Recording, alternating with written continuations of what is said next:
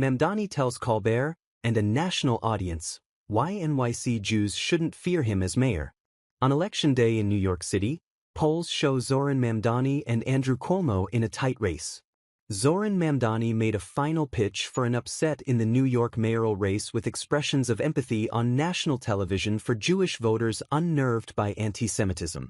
The Democratic Socialist challenging the establishment in the city with the largest Jewish population outside of Israel has been dogged for his sharp criticisms of Israel.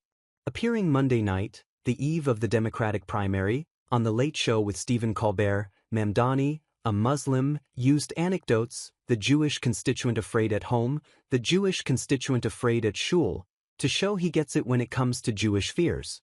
The race is local but is reverberating nationally as Democrats have grappled since October 7, 2023, the worst massacre of Jews since the Holocaust, with how to keep under the tent two important constituencies: Jewish voters and younger progressives whose sympathies increasingly lean toward the Palestinians, particularly in Gaza. Also at issue are tensions between Jews and Muslims.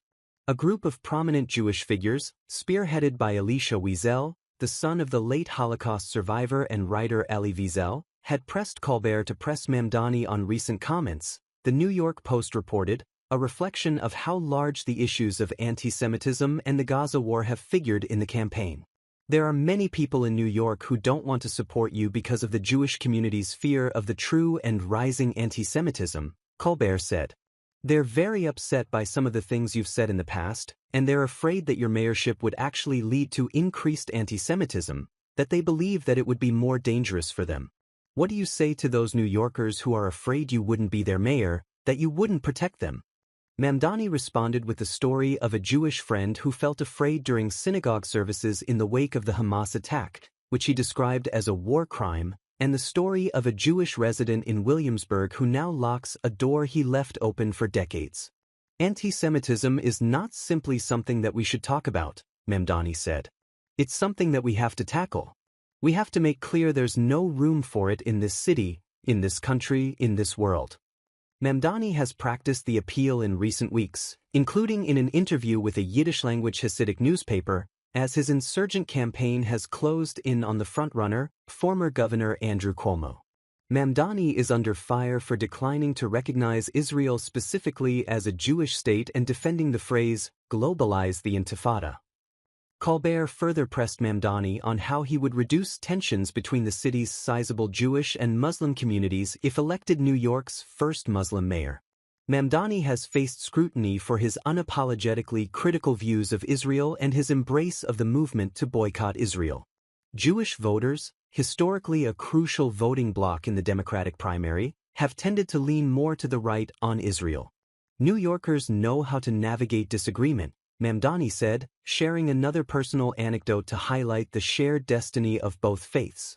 In 2018, while serving as campaign manager for Jewish State Senate candidate Ross Barkan, Mamdani brought him to speak at a mosque in Bay Ridge. After Barkan's speech, an older Palestinian man approached him and simply said, "Cousins, I think that there is this possibility of building a shared life in our city," Mamdani said.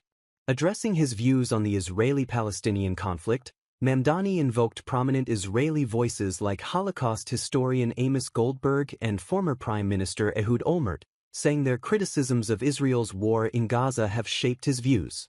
Mamdani appeared on the show alongside fellow mayoral hopeful Brad Lander, the city's comptroller and highest-ranking Jewish elected official. The two cross-endorsed each other under the ranked choice voting system to maximize their chances against former Governor Cuomo. Lander, a liberal Zionist, highlighted his own Jewish identity to back up Mamdani. "Look, no mayor is going to be responsible for what happens in the Middle East," Lander said. "But there is something quite remarkable about a Jewish New Yorker and a Muslim New Yorker coming together to say, here's how we protect all New Yorkers." Recent polls show that Mamdani has surged in a dead heat with Cuomo in the final stretch. An Emerson College poll of 729 voters, conducted June 18 to 20 for PIX11 and The Hill, projected that Mamdani would beat Cuomo by 4 points, 52% to 48%, in the final round of the ranked choice voting simulation. In a final campaign rally by the Cuomo campaign on Monday, Rabbi Benjamin Goldschmidt of Alt-New warned of a Mamdani win, highlighting his upbringing.